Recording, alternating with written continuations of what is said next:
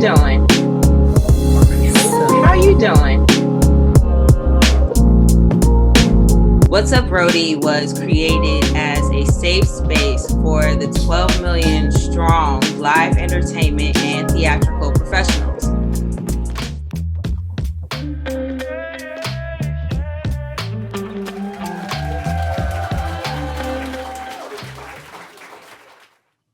Peace and welcome everyone to What's Up Rody? How you doing?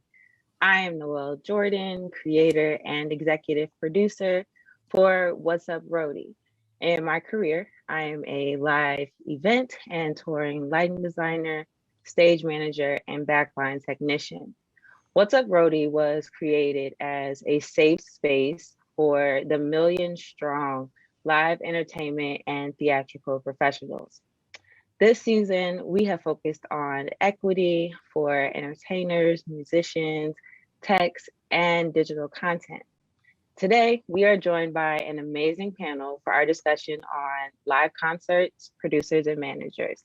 As well, we also have our live entertainment mental health advocate.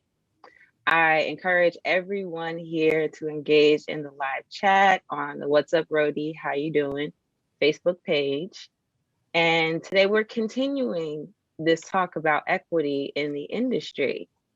So our moderator for today is Lyndale James. Hey, Lyndale, how are you doing? How's it going? What's up, Noelle? How are you doing? Thanks. How are you doing, Rody?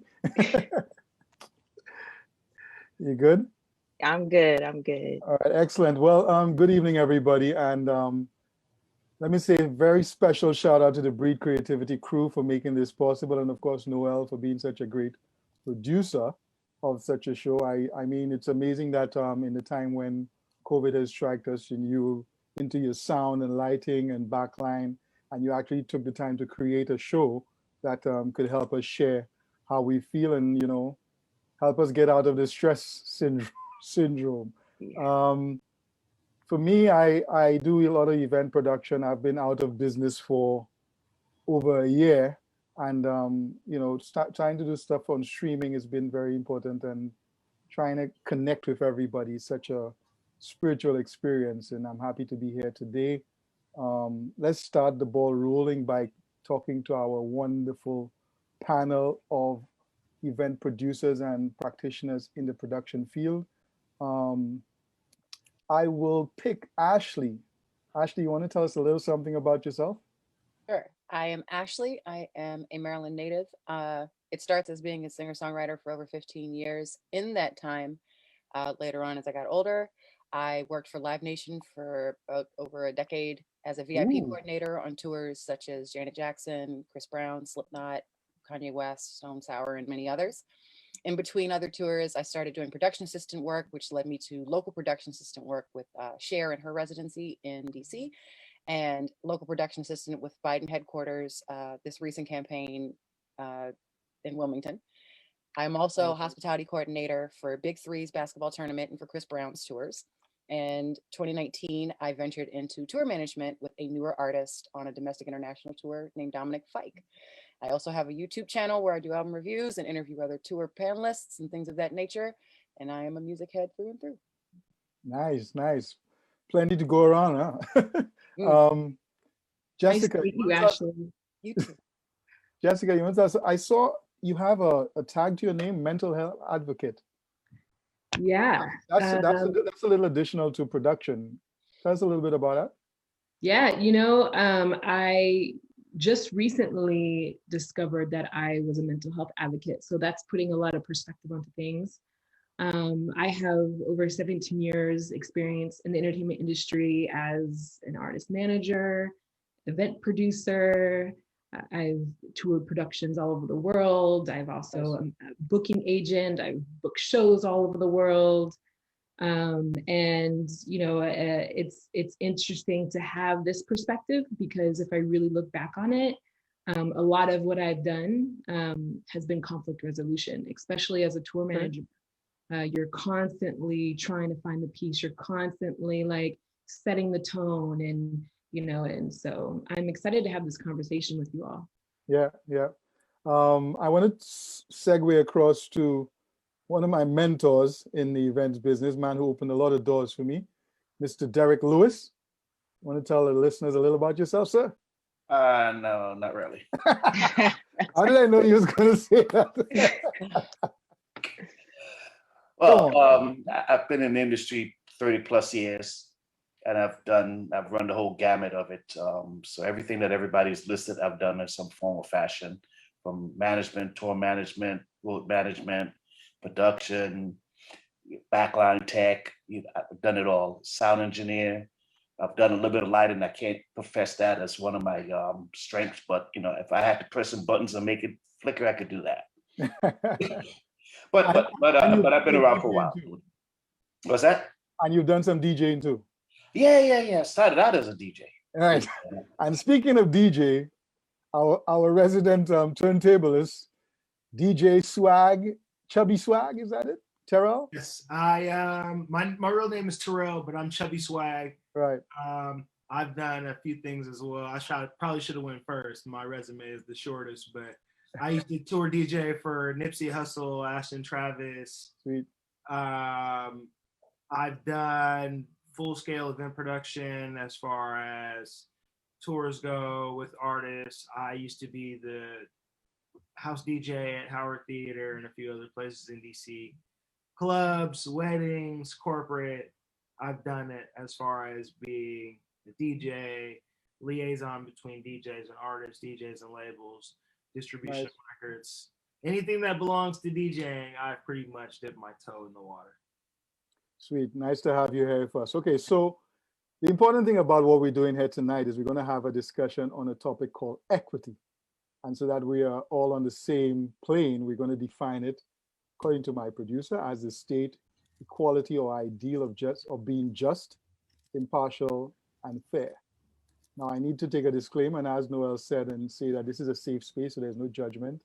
And especially for me, because I come from St. Lucia, and my exposure to elements of equity, such as racism, sexism, these kind of things, I probably wouldn't be as au courant or related in the sense of how it is in the US.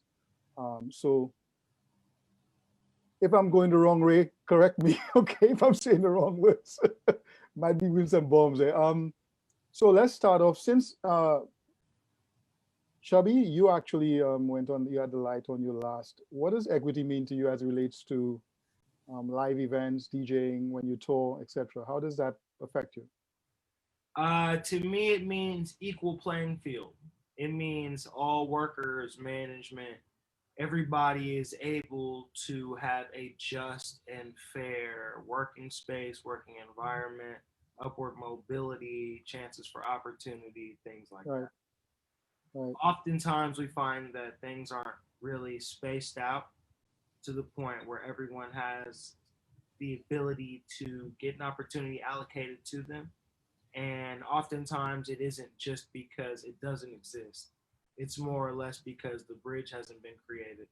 So for me, equity is the bridge. Okay. Jessica, I want you to hone in on it. And one of the first mistakes I might make is to try and identify people. And I realize that there's a new, well, it's new to me that people you have to kind of qualify how they identify themselves. Is that something? Like she, him, her, they, them. Yeah, that kind of a thing, you know. I am, she, her. Okay. Yeah, okay, I appreciate that. You know, I mean, this is a really interesting subject because it could go various different ways. Yeah. But, you know, I think Chubby said it perfectly. You know, it's like a level playing field. Right. And yeah, I mean, we could really go deep into this. So well, let's give it a little more specific. So let's talk about equity. What do you think it is, as Chubby has described it very aptly, but in terms of the actual experience of the event world, you know, how do you see that working out in a practical sense? Well, I think first and foremost is to be aware of the vocabulary, you know, and then, you know, from my experience, you know, equity is not something that I could do, but it's something that I could talk about, and it's something that I could help people do.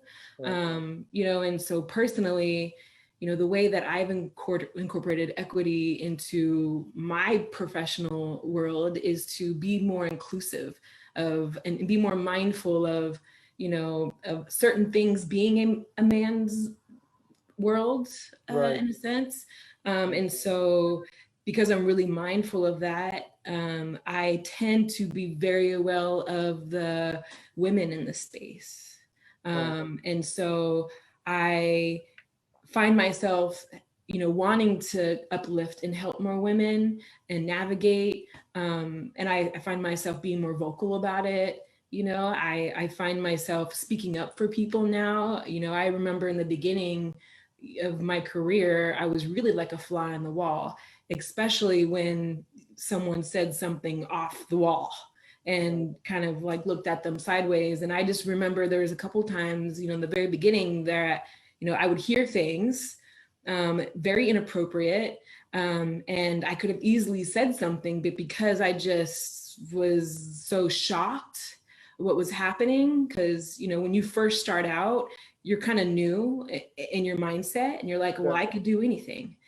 So to have those experiences with people and see that there is some roadblocks, or at least there was a lot more when I started. But, you know, I'm super mindful now, and I love being the one that says, hey, well, can I just say something? Like what you just said is actually a little bit inappropriate. So I find myself speaking up a lot more now than ever. Well, thank you for that. Ashley, is that kind of your experience also? Do you think that, you know, you have to correct persons a lot in terms of them?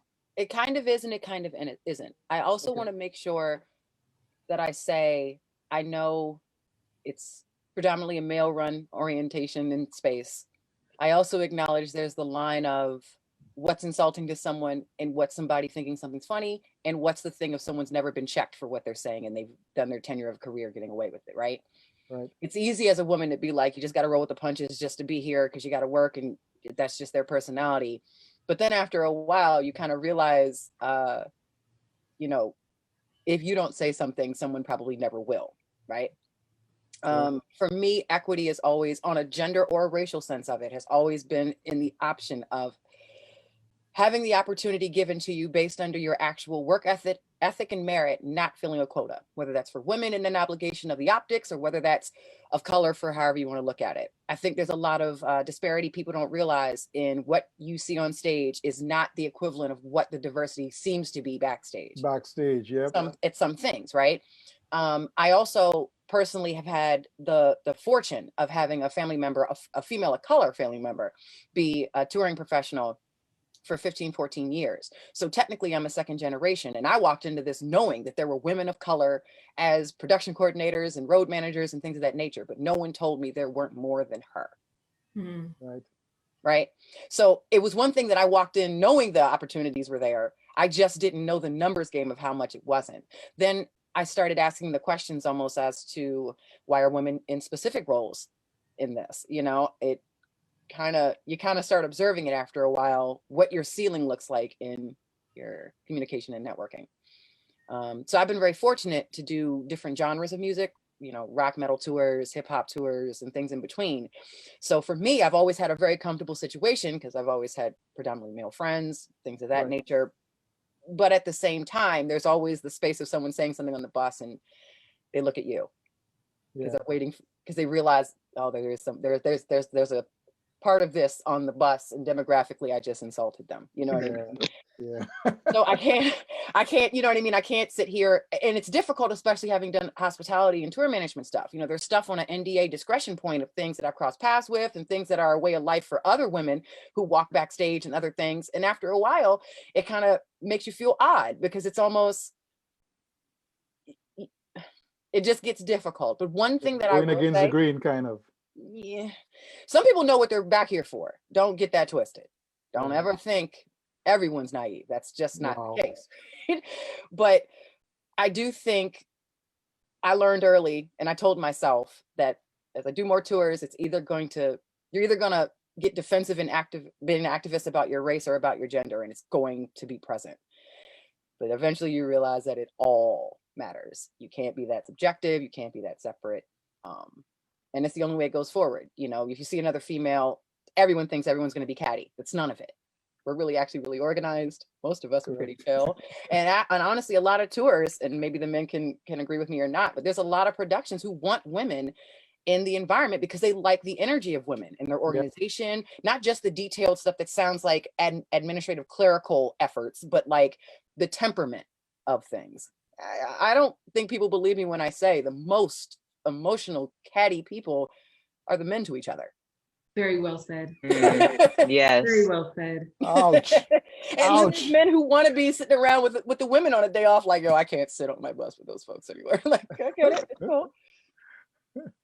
With that uppercut punch, Derek, you want to add a bit of international perspective to that in the sense? I can, and even a national perspective, because even when I taught, and especially in my position at times, I was always very proactive in ensuring that that I had women on the team and that they were involved. And if someone on the team was being disrespectful, I was the first person to jump in and defend, whether it's a woman of color, whether it's a man of color, or different tone of skin, whatever it is. I just didn't tolerate it because everybody had to be treated. And mentally, people can say, well, you know, it's easy to say everybody's equal. But if you treat people the way you want to be treated, and it's equity across the board, now it's not something that you could just, it happens overnight, but it starts from the top and trickle down. So for me, if I'm establishing that as a rule, as you well know, like when we do festivals and stuff, I'll say, okay, there's no profanity on stage. We don't curse at each other. Each of us, as we're on the team, I like, do not curse at each other, because if the visiting the visiting bands or crew hear you doing that, then they feel it's okay to jump in and start cursing at everybody and using that language. And I'm like, we don't speak like that to each other.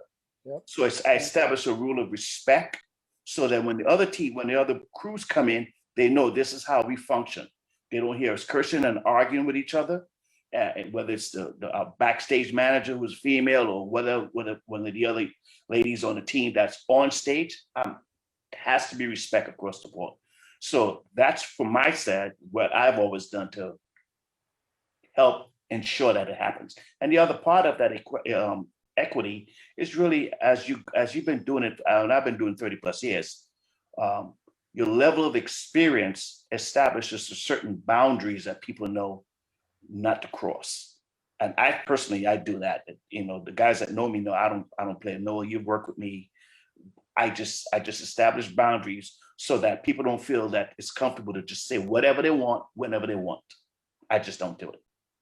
Yeah, and Derek, let me add a little element, pinch you a little bit more on that, in the sense that over time, have you seen that the sensitivity has grown in the industry compared to back in the day, or that kind of thing? Yeah, it is. And some of the stuff I'm talking about is current as well. So yes, it has grown. There's an awareness, so people are more sensitive to it. And as Ashley was saying, there are people that just going to just say what they want to say and think it's okay, and it's not. Right. And then somebody has to check them. And so I'll find myself being that guy to go, yo, man, you know, first of all, you can't speak like that here. There's a lady present. There's, you know, I just don't do it.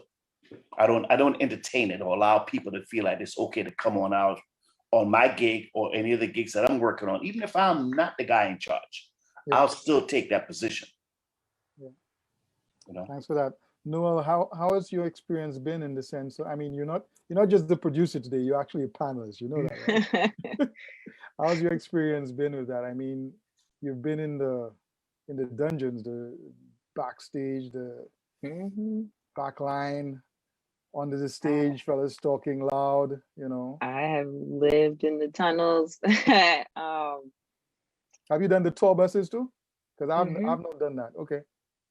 Yeah. How's it been for you?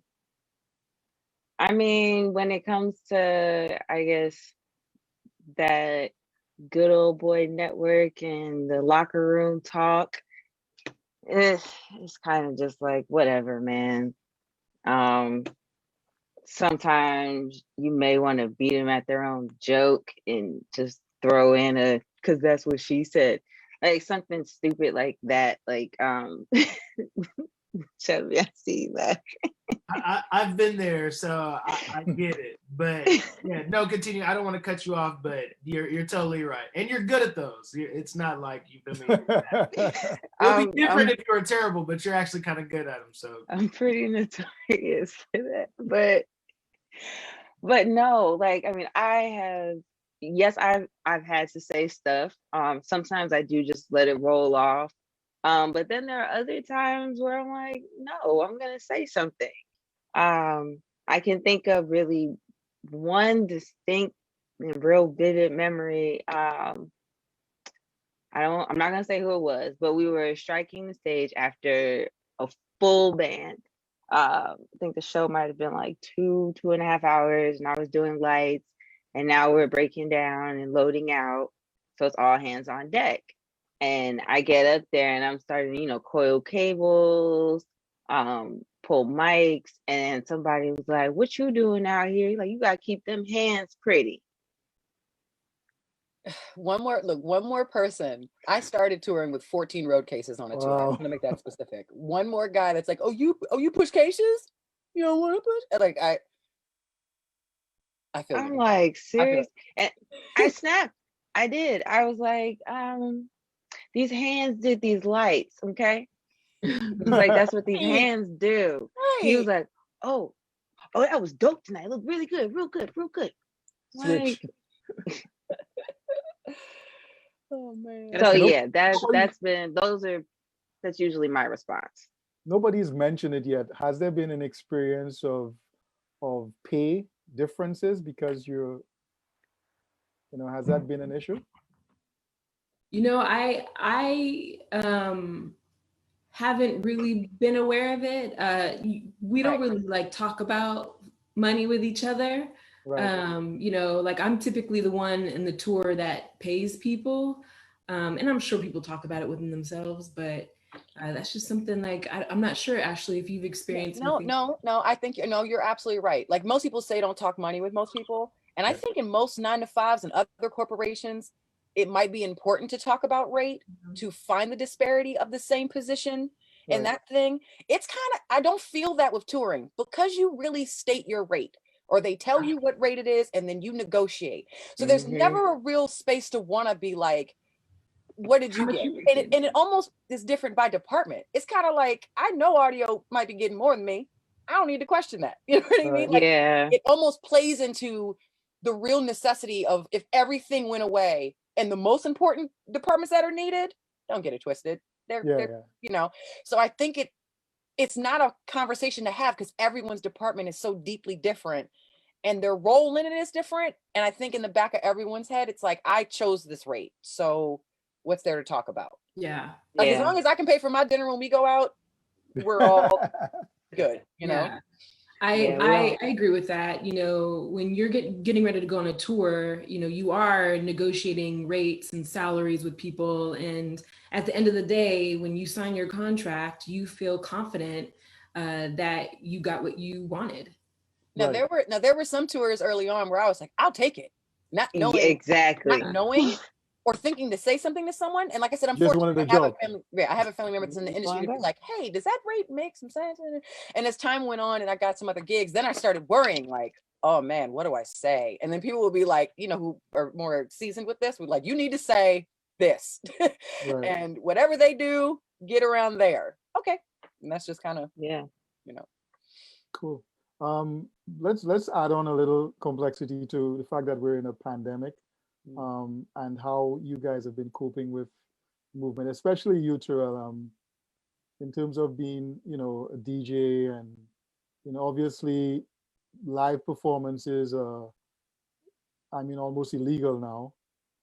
How is it that you're making a living, man? Okay, well, I first want to piggyback on the last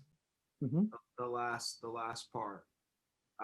Because I do agree that sometimes you're just in it to win it. You're just trying to get a foot in the door. But after a while, there's a time where you've done your work or you've padded your resume, and you want value. Yeah. Or at least you want to know that you exist in a way that everybody else sees you, and you don't have to be led astray. So from the artist, I know DJ, I kind of represent both sides, but from the artist perspective of DJ, like I remember my first tour, I didn't even know I was getting paid until the fourth show. I was pretty much just in it to support the artist and to make sure he was going to get to the next necessary level. And he did eventually within like 18 months, which worked very, very quickly.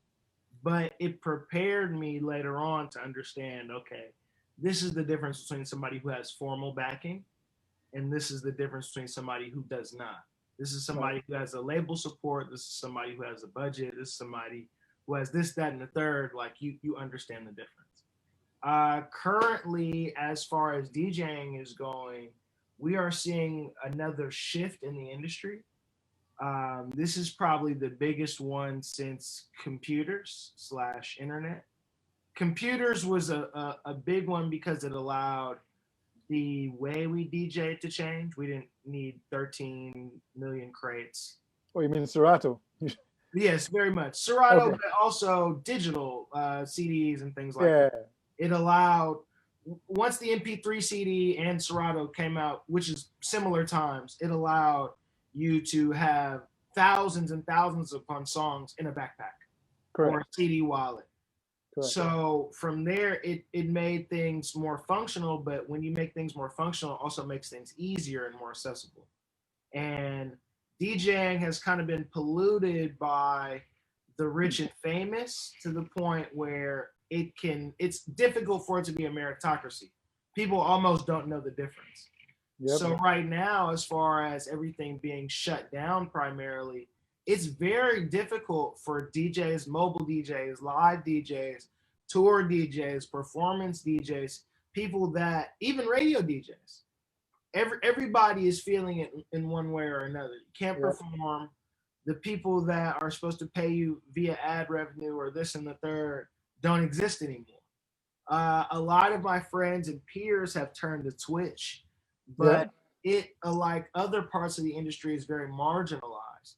The people that get in first, or the very famous people, or the very popular people, are about to get the highest concentration of the influx of traffic.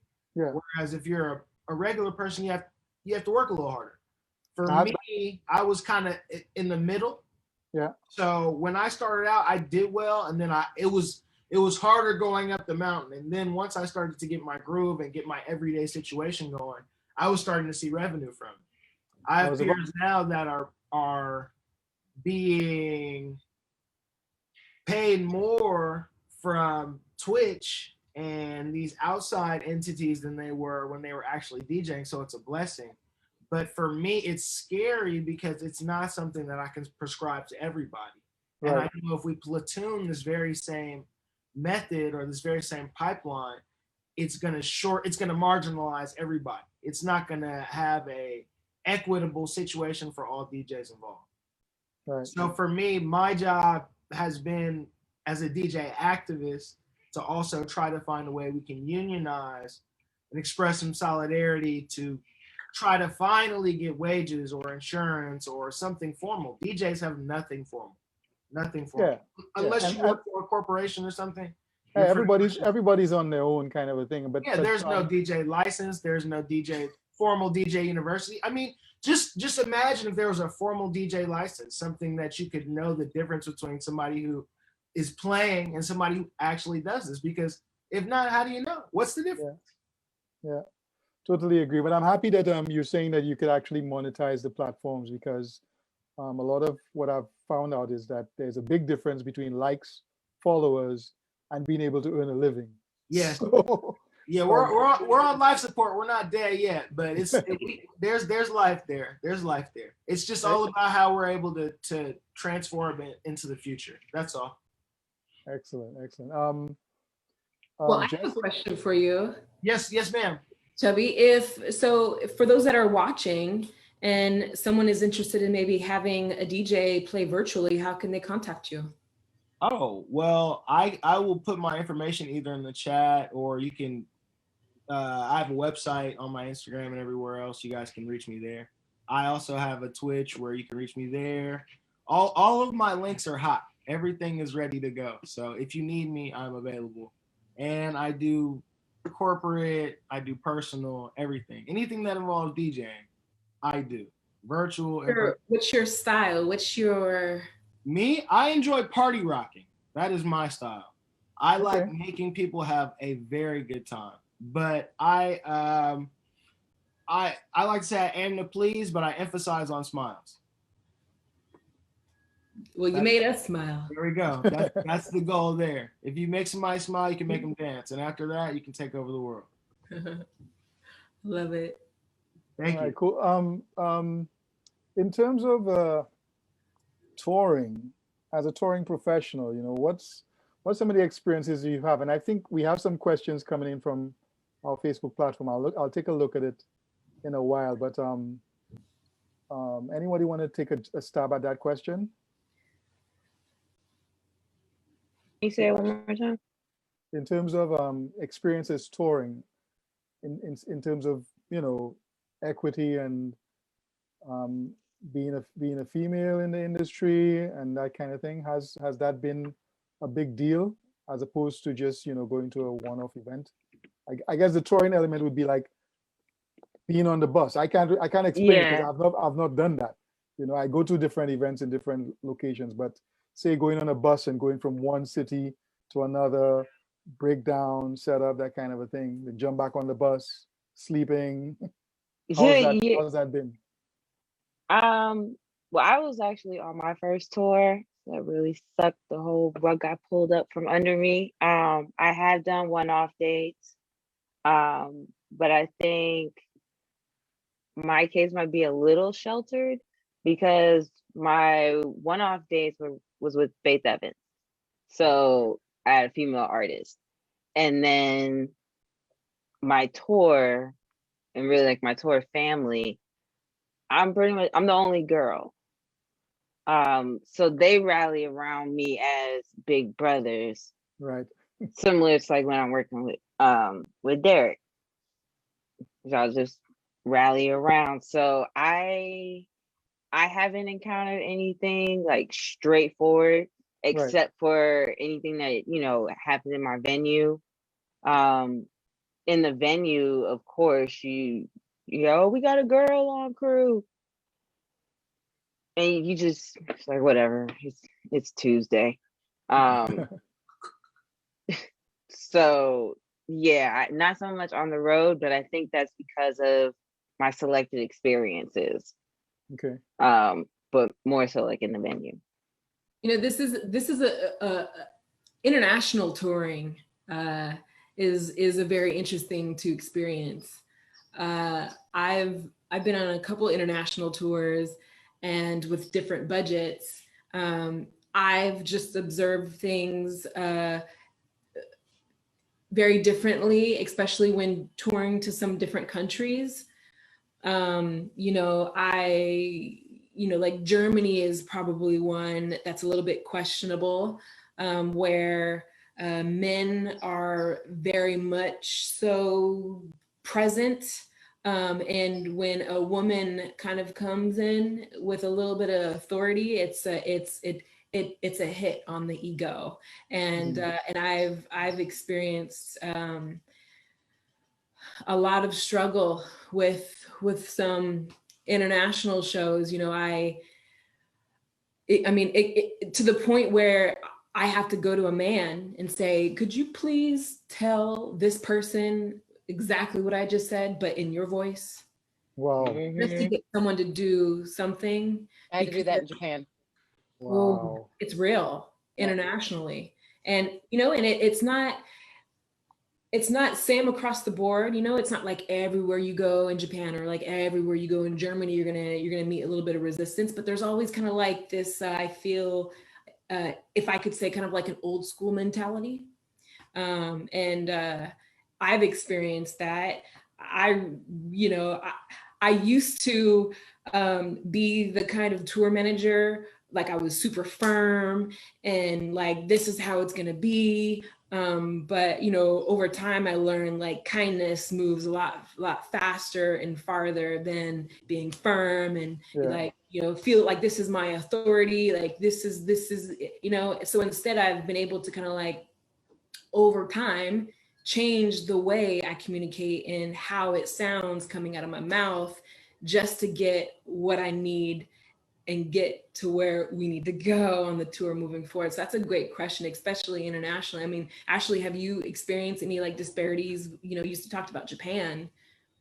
I mean, in a lot of spaces, no. And I have to make sure to say that I'm probably one of the only tour people who has not made it to Europe due to most of my tours having some sort of catastrophic personal thing happen to the artist, and I can't go. So I'm still Europe-less, but which is just like my big goal. But I've been in Japan, I've been in New Zealand, and I've been in Australia. And I love New Zealand. I'll say that, right? I think I was expecting what I expected of Australia. And I don't mean that in the essence of anything American to international or even gender, but I mean that in a sense of their own indigenous people. And that observation as a visitor, knowing where you stand as a person of color in your country, and seeing people that are indigenous that look like your great grandma while you're on a day off walking around, that part was, I eat it, I get it, you know. But Japan was really the first time I ended up overseas on something. We get in Osaka. I'll never forget it. I love sushi. I've been eating it since I was 5. I just was like, this is the best thing that could happen. I go to a place, I go up the stairs, and the guy goes, women eat downstairs. And I can't be insulted because it's their cultural stance of things. It's not like I can't be the snooty American that's just mad at the lack, I can't, I don't know how to explain that, but there's a difference between something being discriminatory and then realizing it's culturally their conduct. Yeah, it's a cultural difference. Yeah. Right? Even with, I have tattoos, going to get a pedicure. Nope. Wow. You know, there's like that kind of stuff I didn't know before I went. But at the actual location inside of things, I had some great assistants. They were all women. Most of the people higher up were men. I also was on the tour with a gentleman who was the lead in the situation. And it just was, look at me because I'm 6 foot, but talk to him. Look at me because I'm of color. You probably haven't seen someone maybe my height or like me, but all the things are being said to him or translated to him and things. And there's plenty of stuff that I knew or stuff that I was the head of in this dual partnership. You know what I mean? And that was it. It was just kind of like, all right, Ashley, take your American snottiness out of you and realize the rest of this world has different ways of it. So thankfully in Australia, when I got there, it wasn't any of that. It was like, all right, cool. But I always think of Japan because if it wasn't, if I didn't go to such a deeply disciplined cultural country first, I probably would have just written off everybody's everything and how they talk to me or what they, you know. At one point in life, I worked a local gig and one of the security guards was British in this group thing. He was personal. And he walked up to me and he said, I don't want you to take this the wrong way, which obviously means you're going to say the wrong thing. and says, you're one of the most beautiful colored women I've ever seen. And I had to be like, excuse me? Like, because my first thought was to swing. It's just, I didn't know what. And I didn't calm down about it. It was later on that another person said to me, well, you know, kind of in England and stuff, we don't really call you black. That kind of seems derogatory to a color. And sometimes you're not African. So why would we call you that? You're an American and of color. Not trying to validate them, but give me an understanding of it on a cultural sense. So I've learned lessons in the understanding of these things because I'm the first one to bark. So and I think I was going to say that Derek, I think the amount of spaces that you've been to, territories that you've worked with, different cultures. I mean, just the fellas speaking patois at Pigeon Island, you know, that kind of thing. I would jump on Jessica's point of talking about that, you know, she had to say something to a gentleman to have him say it to somebody else. Almost, I mean, that I guess that's the code switching sort of a thing. That do you feel that you have to speak to a woman a certain way as opposed to a gentleman, that kind of a vibe? Oh, that's a good question. Well, For one, I always speak to people with respect, and you all know me. I just don't. Yeah. I don't start the relationship, and I call it relationship because when you walk into a venue, at load-in, you have to establish how this day is going to go. You can get off on a good foot, or you can get off on a real bad foot, and it can take a whole day to get it back together. Yeah. So I've learned, and yeah, it's different if my skin tone is a little different from somebody else's. They want to see what I know before they might show the respect that's due to me. Because I can come as a tour manager, as a producer, whatever, but I'm like, they want to see that you know what you're talking about. Once you establish yourself, then you can open up the doors and people get comfortable to just that, okay, he knows what he's doing. Let's go ahead and just make it happen. But then like in terms of the cultural element, do you find that hits you hard, that you're in a different space, so you kind of have to so for example, in the Caribbean, I was born in Trinidad. I grew up in New York. But so coming back into the Caribbean was an easy assimilation for me. Okay. And, I can adapt into each of those environments and easily have those conversations. I go to Japan and it's different, but again, it's like this, they want to see what you know. They watch to see if you really know what you're talking about, and so it could be whether it's in Europe, wherever I go, I've always carried myself in a manner that to some degree, you have to prove yourself to them. Okay, he knows what he's talking about. And then they kind of let their guard down. Okay. Whereas somebody else of a lighter persuasion might not have to go through all of those things. Mm-hmm. We find ourselves sometimes, just being straight up with it. We have to prove ourselves going into it before you just walk in the door and go. Like if I could come to the Caribbean, I don't have to prove myself in that sense. Now there's still that level of, I call it colonialism, because whereas somebody of a lighter persuasion could say something to the guys and they'll listen to them, and I say something to them and they might try to question it. And I've done it where I've called people out on it. I've brought in international sound companies and I've had local crew guys going, hey, Mr. So-and-so, calling the guy by, Mr. and they call me Derek. I'm like, let me explain something to you. If you want to call him Mr., then you better call me Mr. because he works for me, just like you working for me. So ain't no different. But it's one of those things that as you start out, you have to establish that and help people, because a lot of times we can miss it. We all, Yeah, I actually, I want to say something just off of what Derek was saying. Derek, you remember when we did Trilectro? Mm-hmm. And it really was like the same situation or scenario about, I was stage managing one of the 3 stages that we had for Trilectro.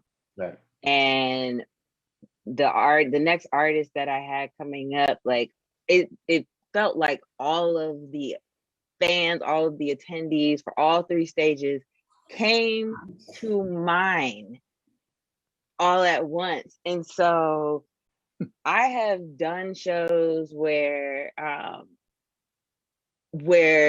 crowd will rush the stage, really understand. I feel like you have to understand and respect the magnitude of the crowd and really what they can do. Right. Because security, it's just me on the stage. And security is like, we have to stop this. We got to shut it down. We got to shut it down. I was like, there's no way that I'm going to shut down this show because the artist is literally sitting in the van right there. It's like, if you cancel this, they will bombard the stage. Like, this will not end well. And they just wouldn't budge. And so I remember I had to get on the radio. It was like, Derek, I need you to come up here now. And I think I met you as you were walking up, and I explained to you what was going on. I was like, it's only a 15-minute performance. Let him hit the stage. Like, so what's the problem? And I think I said, like, well, they probably only listen to somebody with 3 legs instead of 2.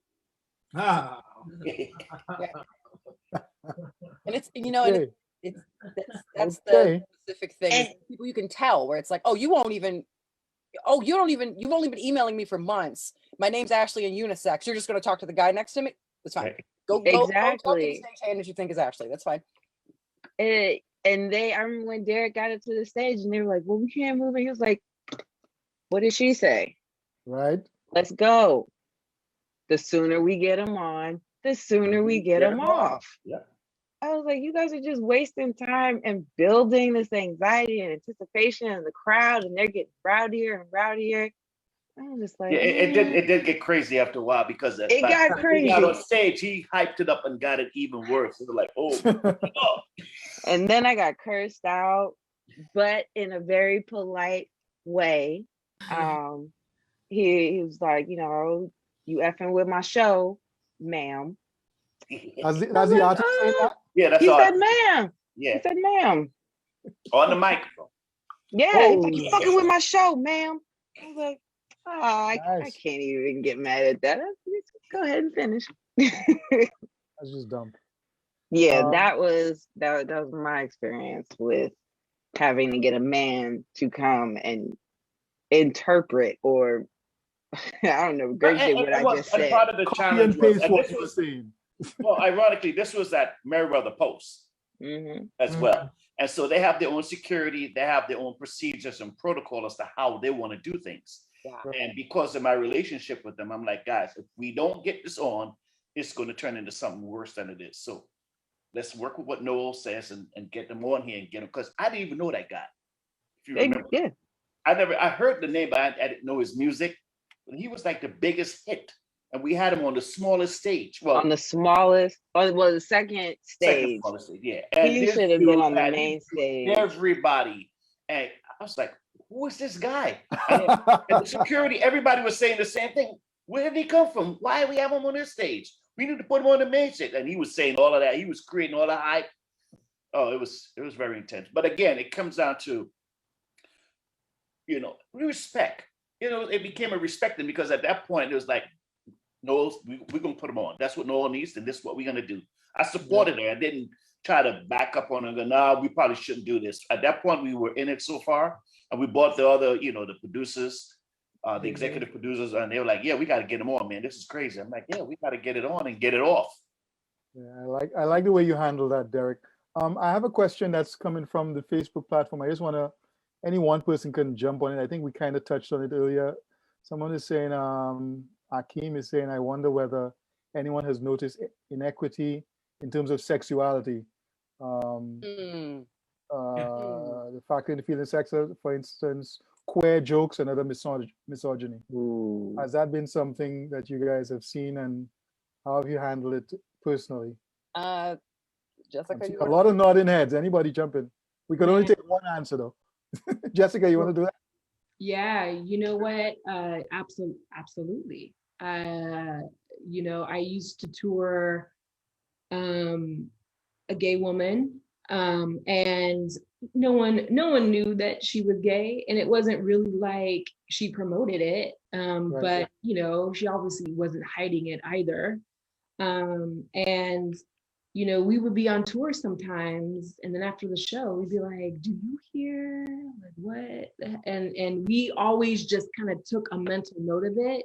But it's hard to address certain things, especially if you're an artist, you know, because you kind of want to remain neutral, but also kind of like state your ground too. And, you know, it's something that when I worked with this particular artist, it's something that, you know, moving forward, especially when we got back to the United States, you know, we wanted to be a little bit more proactive into, you know, like really kind of educating people about, you know, like being gay, you know, and this was not too long ago, 6 years ago. And, you know, it's still kind of like a disruptive topic. I mean, I think now more than ever, it's, you know, we're ready to have these conversations within the LGBTQ community. And, you know, I think a lot more people are kind of like, feel a little bit more comfortable speaking up for themselves and representing themselves. So it's kind of slowly kind of been getting the ball rolling in regards to like how we can have the conversation. But yeah, I mean, like it's, you know, it's something that I'm aware of. I've taken note of it.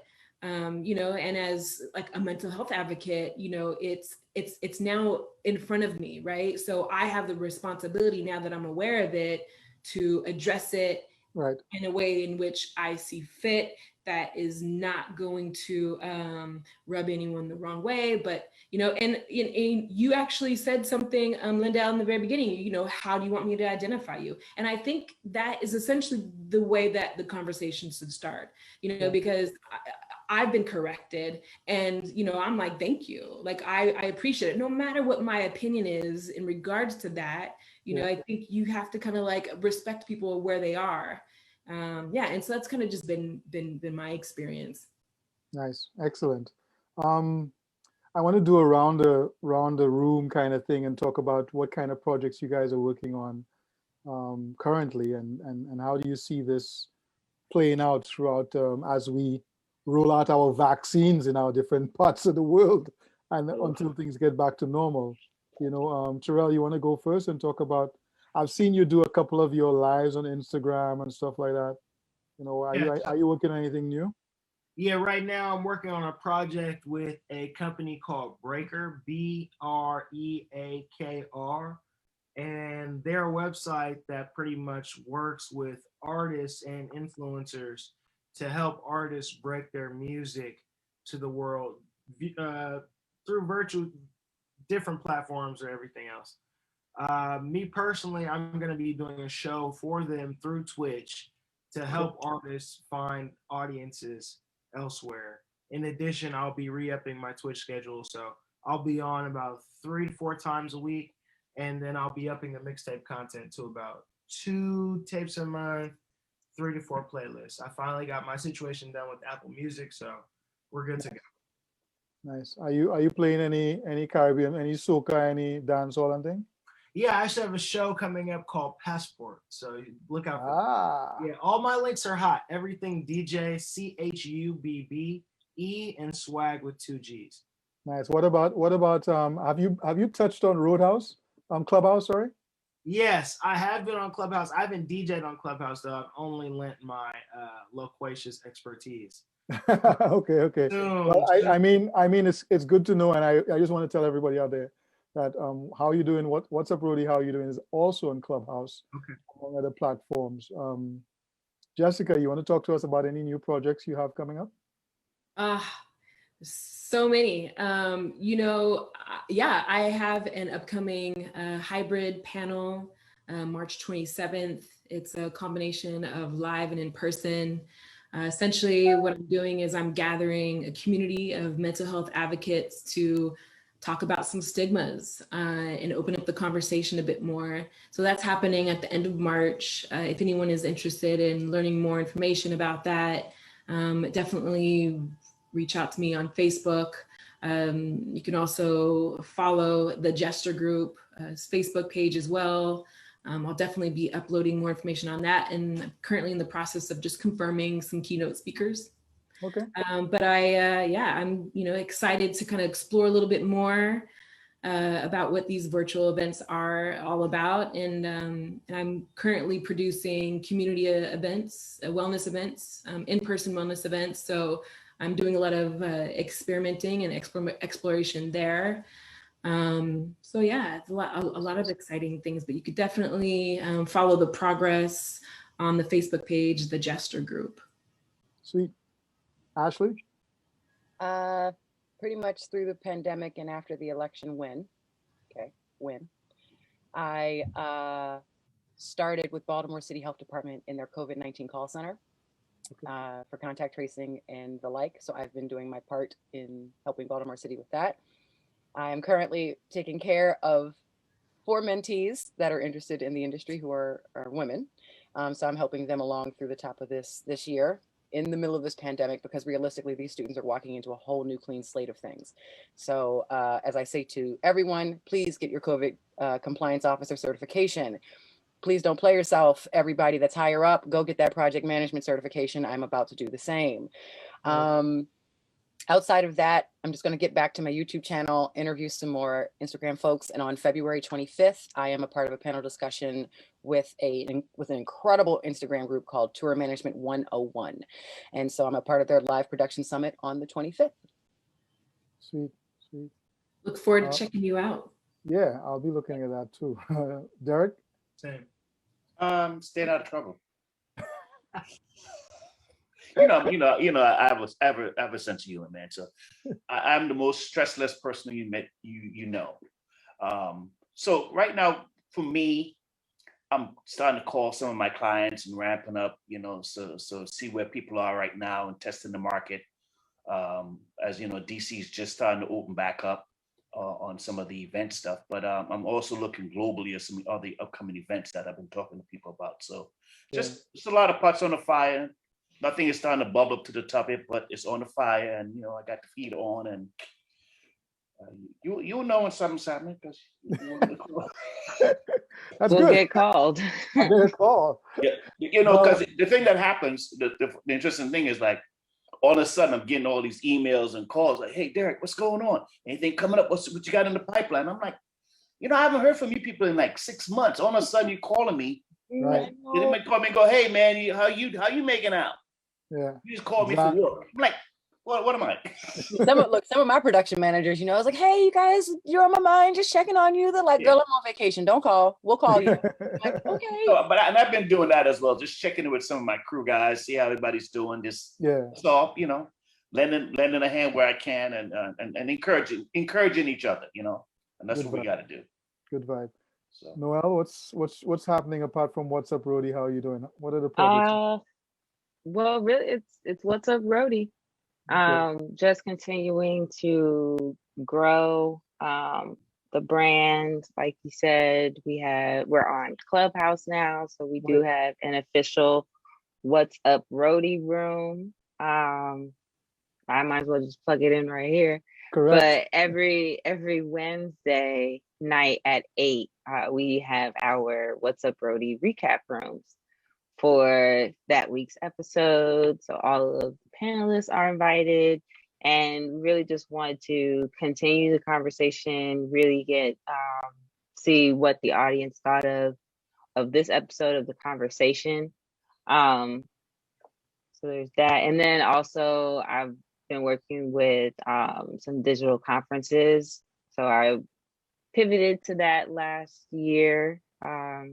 And I just actually had a conference this past weekend. So just trying to do more digital content, Excellent. Call me. Excellent. I'll plug in my project. I'm actually working on the second cohort of trainees in the Windward Islands, Grenada, St. Lucia, St. Vincent, and Dominica. It's a 6-week course where we do production assistant training, where they develop a skill set to work in various environments, from theater to corporate events to festivals to live concerts, that kind of a thing, just to get them up to par. So when things open up, we have a fresh set of skilled workers, I'm going to do our last question, which is a bit of a left uppercut. What? Just one last round of, in terms of being able to cope with the stress of what we're dealing with now. I mean, event production in 2018, I think they did a survey and say practitioners in event production are in the top 5 most stressed professions.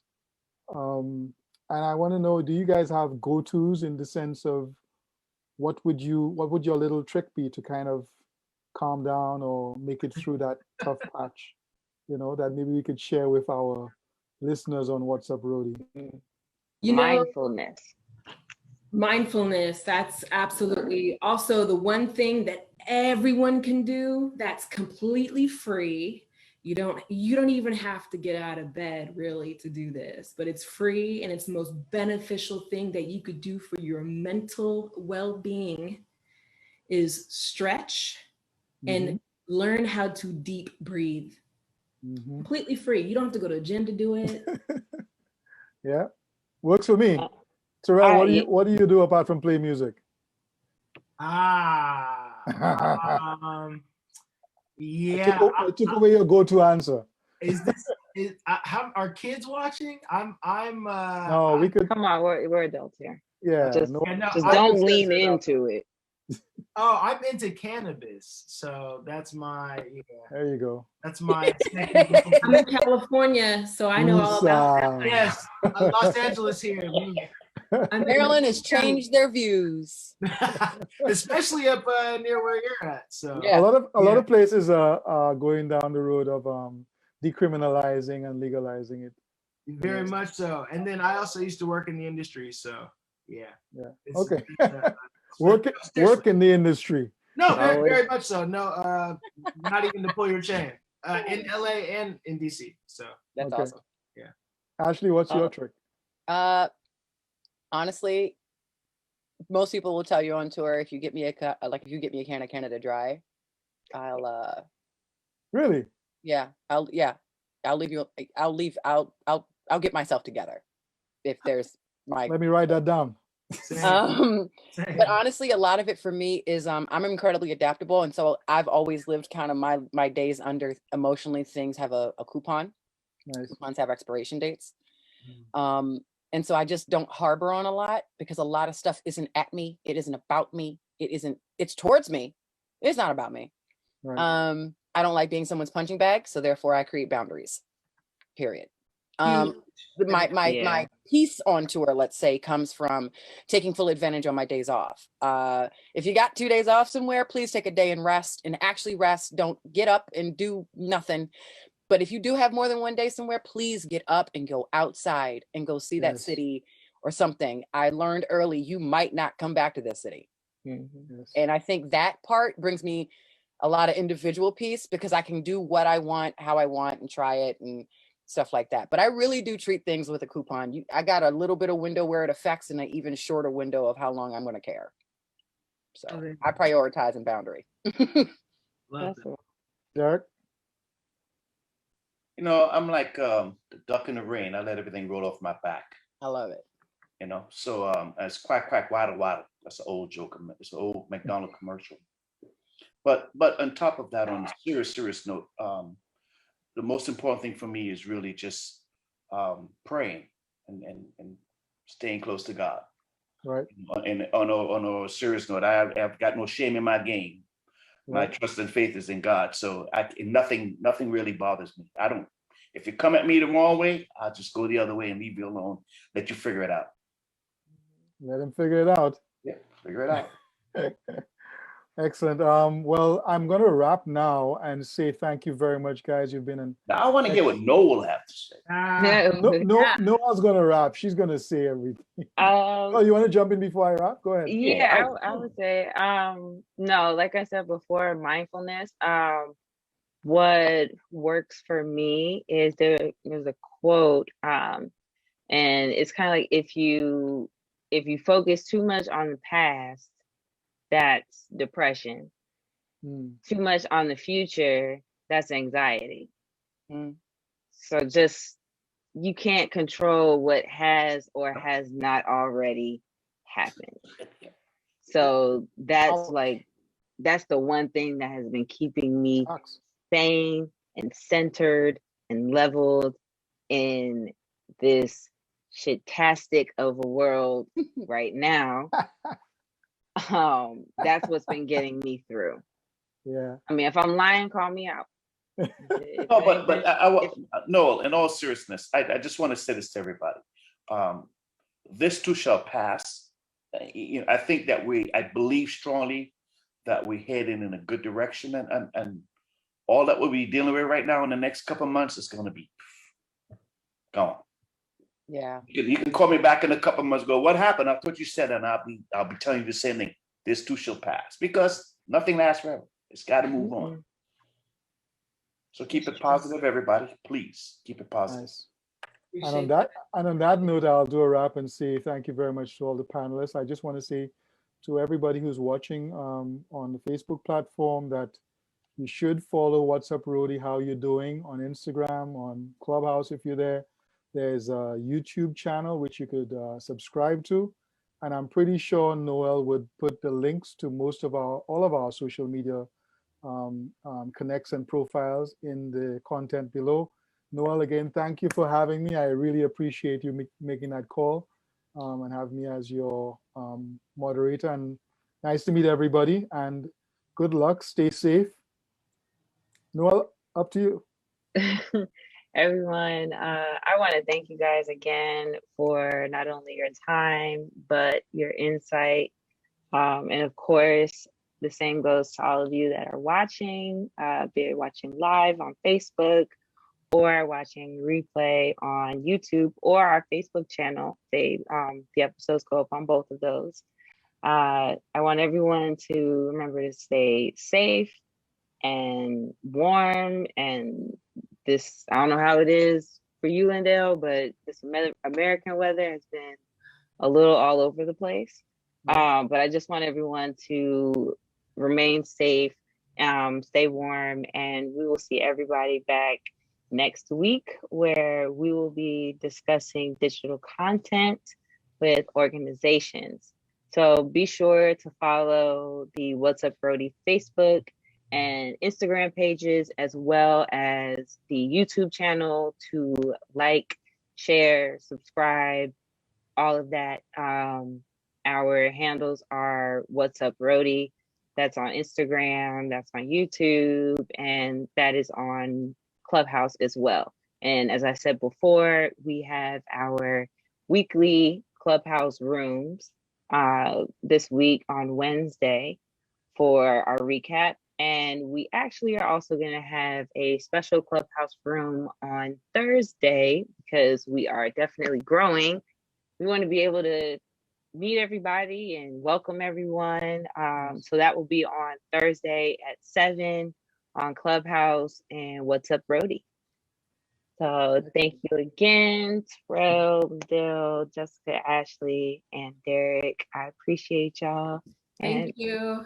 Everybody. Hey, DJ Chubby, are you gonna drop something as we go out there? Yeah. Drop us out, man. Come on, man. Some scratching, yo. Drop some on the table, man. What's up? It's not even on. It's not. It's not even on. Like, I just turned it on just now. The power is not even on. Oh man. Oh man, we're out. Jenny.